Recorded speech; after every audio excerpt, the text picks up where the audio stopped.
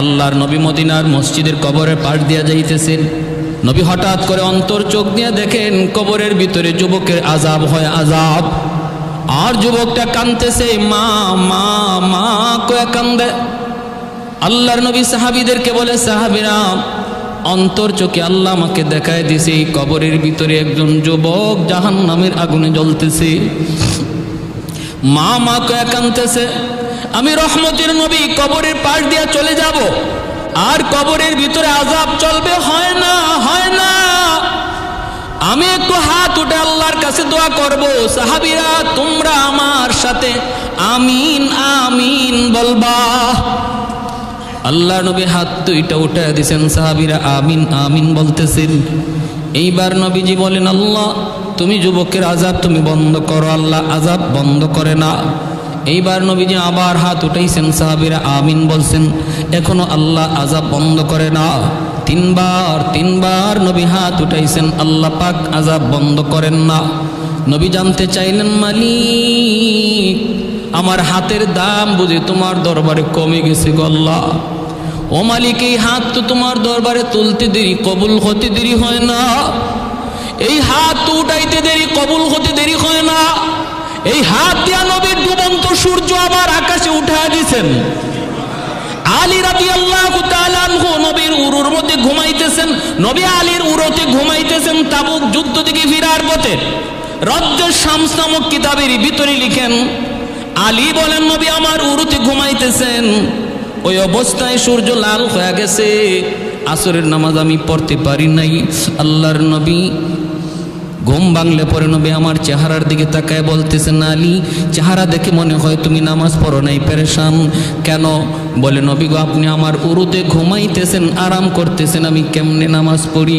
আল্লাহর নবী বললেন, তুমি কেন আমাকে ডাক দিলে না? আলী বলেন, নবী গো আমার অন্তরকে জিজ্ঞেস করেছিলাম, রে আলী বল তুই কি নবীর ঘুম ভাঙায় কষ্ট দিবি নাকি তোর নামাজের ওয়াক্ত কাজা হয়ে যাবে? ওগো নবী আমি আলীর অন্তর কয়, না না কাজা হয়ে যা যাক, তবু আমার মায়ার নবীর ঘুম ভাঙাবি না। ও আলী তোর কাজা হয়ে যায় যাক, কারণ এই নামাজ পাইছো তুমি নবীর খাতিরে। যেরকম সুবহানাল্লাহ, এই দিন পাইছো নবীর খাতিরে। আমার নবীর ঘুম ভাঙায়ও না, পারলে তোমার নামাজ কাজা হয়ে যায় যাক। আল্লাহ নবীর সাথে সাথে হাত উঠে দিয়েছেন, বলেন ও আসমানের মালিক, জমিনের মালিক, সূর্যের মালিক, আমার আলী আজকে তোমার হাবিবের একটু আরামের খেয়াল করার কারণে আসরের নামাজ পড়তে পারে নাই, তোমার সূর্য ডুবে গেছে। আল্লাহ আমি নবী হাত উঠাইলাম, তোমার ডুবে যাওয়া সূর্য আবার আকাশে উঠাও, যেন আমার আলী টাইম মতো নামাজ পড়তে পারে। নবী হাত উঠাইয়া দোয়া করতে দেরি হাত নামাইতে পারেন নাই, ডুবন্ত সূর্য আল্লাহ আবার আকাশে উঠাইয়া দিছে।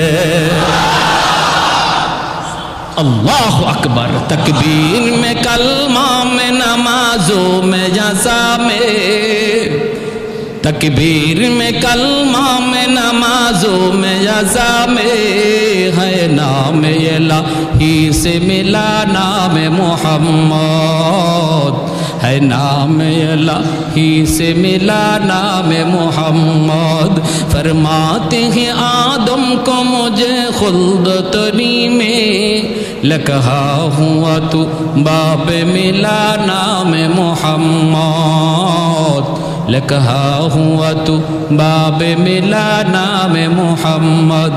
महबूब ने कहा सल्ले अला नाम मोहम्मद, आका की जिया दिल की जिला नाम मोहम्मद, आका की जिया दिल की जिला नाम मोहम्मद। একটু জোরে আল্লাহু আকবার।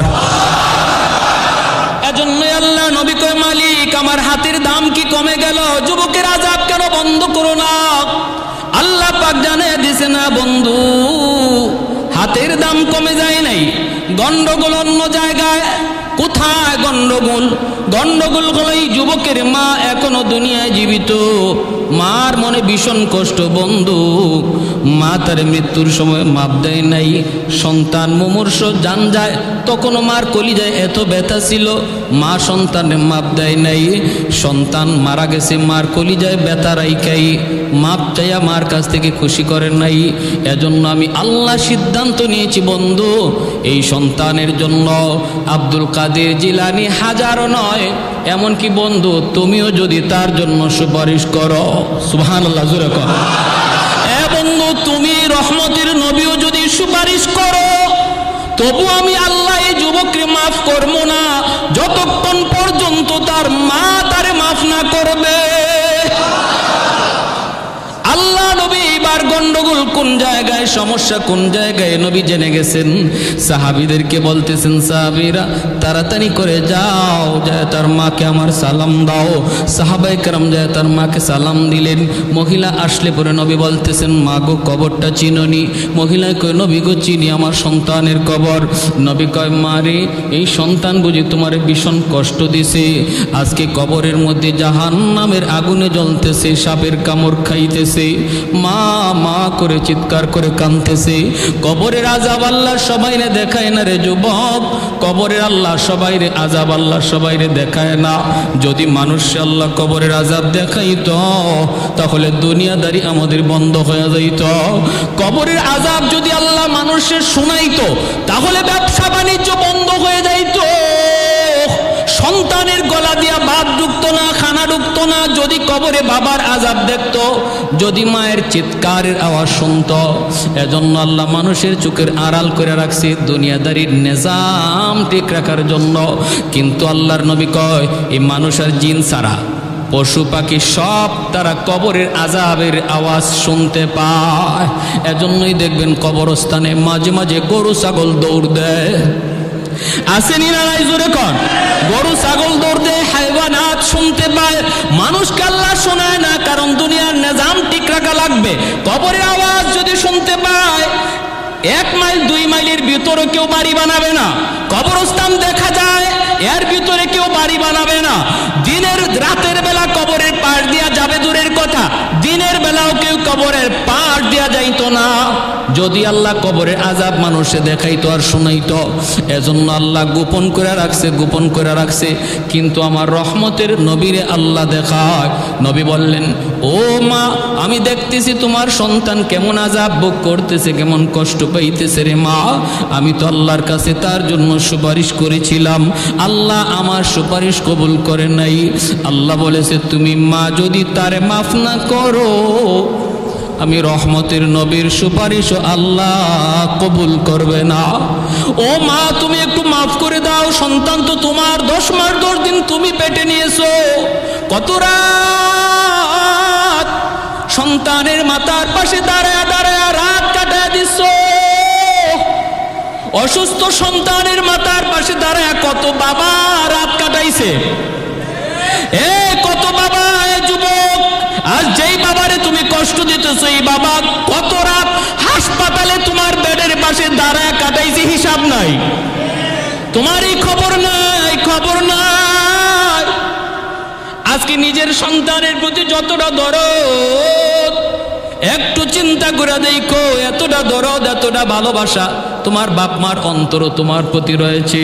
কারণ সন্তান যত বড়ই হয় বাপ মার কাছে কোনোদিন বড় হয় না। সন্তান বাপ মার কাছে সর্বদা বাবুই থাকে, ছোটই থাকে। এজন্য ভাইয়েরা মনে রাখবা, আল্লাহ নবী যখন মহিলাকে অনুরোধ করতেছেন, মহিলা মাথাটা নিচের দিকে দিয়ে দিছে, কথা কয় না। আল্লাহ নবী কয়, মারে তুমি তারে মাফ করে দাও। মহিলা মাথা নিচের দিকে দিয়া দিছে, আর কথা কয় না। নবী কয়, মা গো মাফ করে দাও।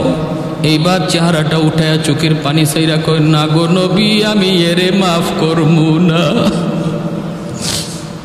ও গো নবী আমার পিঠে এখনো মাইরের দাগ আছে, বউয়ের কথায় আমার পিঠে এখনো মাইরের দাগ, এখনো আগাদের ক্ষত শুকায় নাই।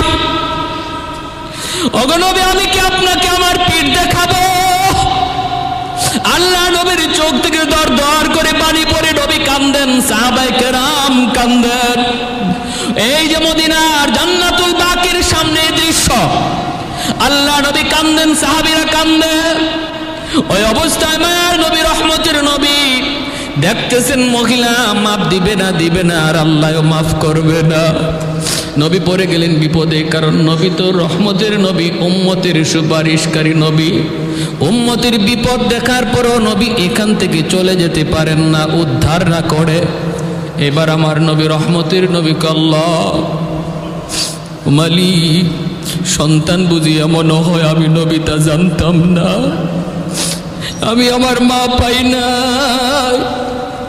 আমি আমার বাবা পাই না,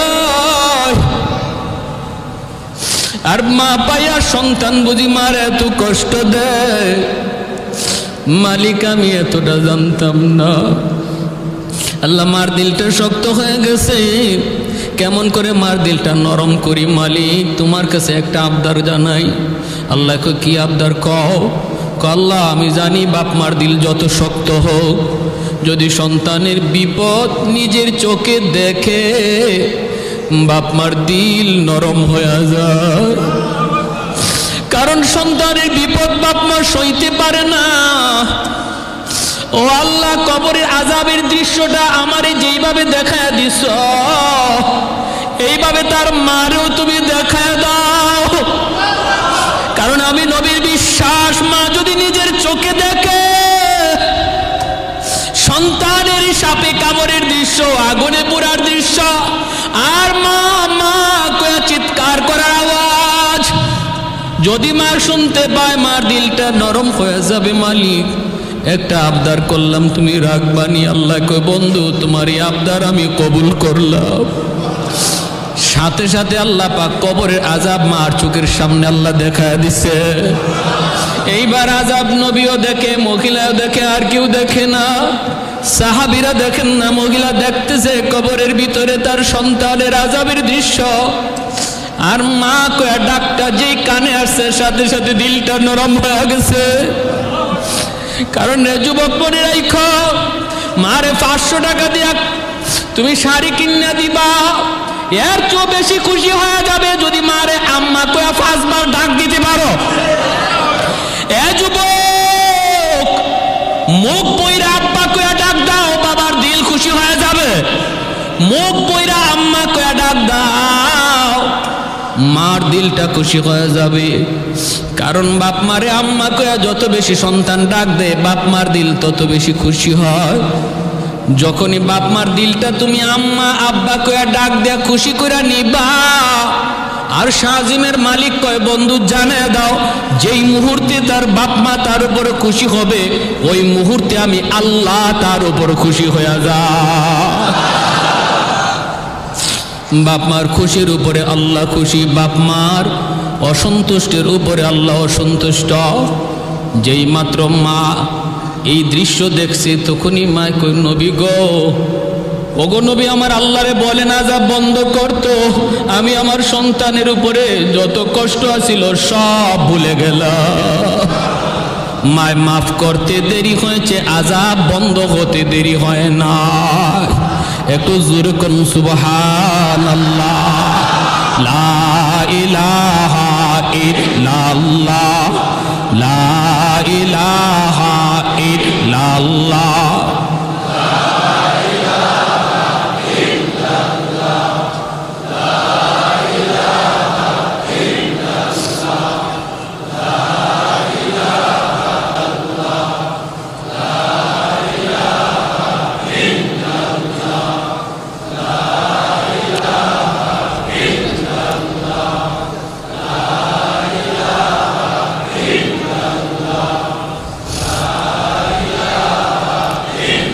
লা ইলাহা ইল্লাল্লাহু মুহাম্মাদুর রাসূলুল্লাহ সাল্লাল্লাহু আলাইহি ওয়াসাল্লাম।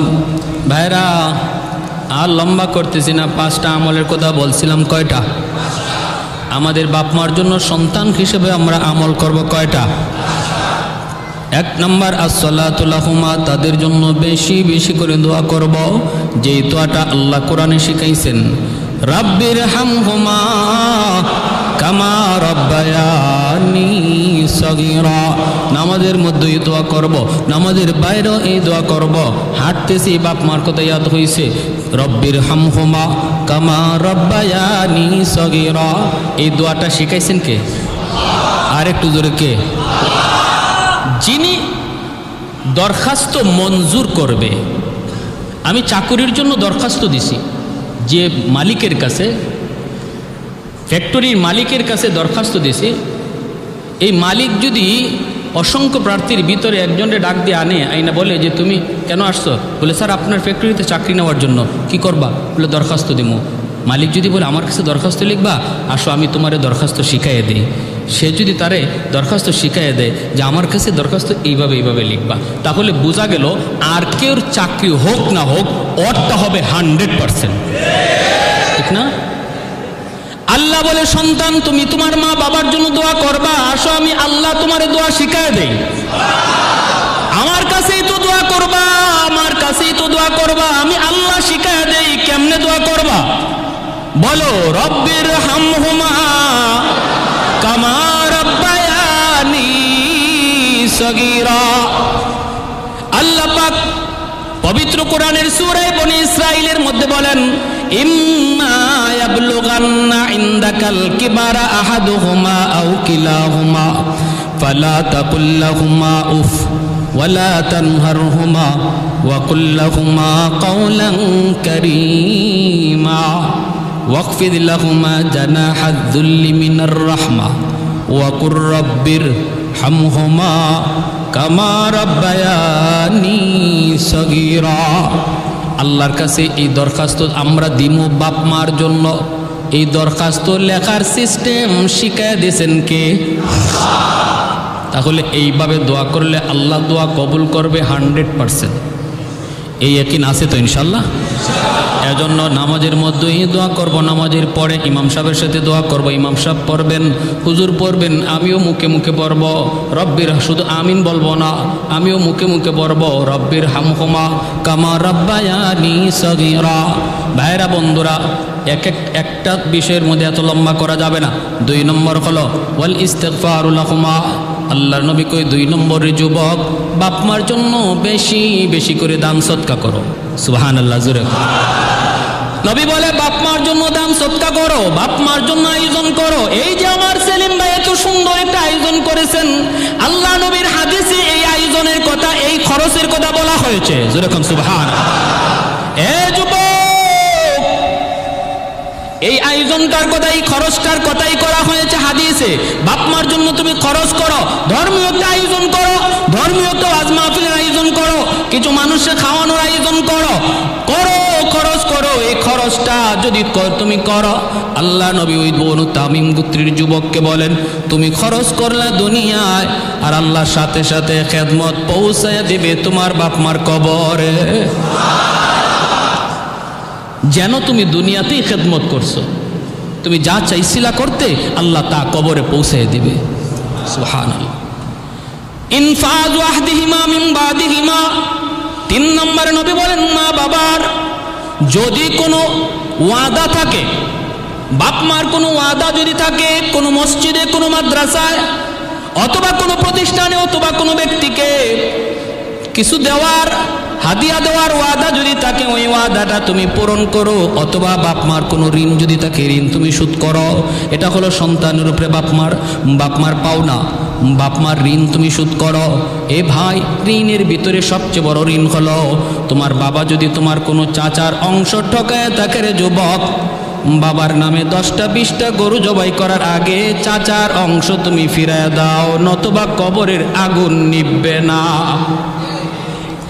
বাবা যদি তোমার কোনো ফুফুর অংশ ঠগায় থাকে, অর্থাৎ তোমার বাবা যদি তার কোনো বোনের অংশ না দিয়া থাকে, তুমি যদি বাবার নেক সন্তান হও, কবরের আগুন নিবাইতে চাও, তুমি তাড়াতাড়ি করে তোমার ফুফুরে ডাকো, ফুফাতো ভাই বোনরে ডাকো, ডাইকে তুমি সম্পদ বুঝায় দাও। কারণ এই বাবা তোমার মহব্বতে বইরা এই অন্যায়টা করেছিল। আজকে আল্লাহ তোমারে সহি বুঝ দিছে, সম্পদ লইয়া বাবা কবরে যাইতে পারে নাই, তুমি ওই সম্পদ লইয়া কবরে যাইতে পারবা না। অতএব বাবা যদি কোনো অন্যায় করে থাকে কারো প্রতি, তুমি দ্রুত সেটা সমাধান করে বাবার কবরের আগুন নিবাও। যদি বাবা কারো হক নষ্ট করে থাকে, বাবার নামে মসজিদ দিবা, মাদ্রাসা দিবা, কোটি কোটি টাকা খরচ করবা, কিন্তু হক ফিরাইয়া না দেওয়া পর্যন্ত আগুন নিবে না। খুব খতরনাক সঙ্গীন এক বিষয়। যদি কোনো হক তার দ্বারা নষ্ট হয়ে থাকে, সন্তান হিসাবে তুমি সেটা খুঁজে খুঁজে বের করে এটা আগে তাড়াতাড়ি শুট করো, তাড়াতাড়ি এই মামলা ডিসমিস করো। কারণ এই মামলার রায় আল্লাহ নিজের থেকে দিবেন না। আল্লাহ বলবেন বান্দা আমি জানি না, কারণ এটা ওর বিষয়, এটা হকুল ইবাদ, এটা হকুল্লাহ, আমি আল্লাহর হক নয়। আমার একটা হক নষ্ট করেছ, যাও তোমার সন্তানের দানের খাতিরে মাফ করে দিলাম, কিন্তু এটা তো তুমি আরেক বান্দার হক নষ্ট করেছিলা। আজ আমি আল্লাহর আদালতে, সে যদি মাফ দেয় তাহলে আমি আল্লাহ তোমার মাফ করে দিব। তখন আমার আপনার বাঁচার কোনো উপায় থাকবে, কারণ হাসরের মাঠে কেউ কারো মাফ দিবে না, কেউ কাউরে। আরে আমার এত আদরের স্ত্রী, যার জন্য জীবন, যার জন্য মরণ, সেই স্ত্রীটা পর্যন্ত হাসরের মাঠে বিপদে পড়ে বলবে তুমি যে আমার স্বামী, আমি তোমার চিনি না। সন্তান বলবে বাবা চিনি না, বাবা সন্তানরে বলবে চিনি না। এত বড় কঠিন হাল। ইনফাজু আহদিহিমা মিন বাদিহিমা সিলাতু, 3 নম্বর 4 নম্বরে নবী বলেন সিলাতুর রাহমিল্লাতি লা তুসালু ইল্লা বিহিমা। 4 নম্বরে নবী বলেন রে যুবক, তোমার বাবার যারা আত্মীয় স্বজন, বাবার যারা আত্মীয় স্বজন তাদের খোঁজ খবর রাখো, তাদেরকে সাহায্য সহযোগিতা করো, তাদের সুখে দুঃখে পাশে থাকো। যদি তুমি তাদের খোঁজ নাও, সাহায্য করো, সুখে দুঃখে কাছে থাকো, খবর নাও, এই খবরটা আল্লাহ পাক তোমার বাবার কবরে আল্লাহ পৌঁছায় দিবে। যেন তুমি তোমার বাবারই খোঁজ খবর নিছ, যেন তুমি তোমার বাবারই সেবা করছো, খেদমত করছো। এজন্য যারা বাবা হারাইছি, বাবার আত্মীয় চাচা, বাবার আত্মীয় ফুফু, চাচাতো ভাই বোন, ফুফাতো ভাই বোন, তাদের যখনই খোঁজ নিব সাথে সাথে আমার বাবার কবরে আল্লাহ আমার খেদমত পৌঁছায় দিবে।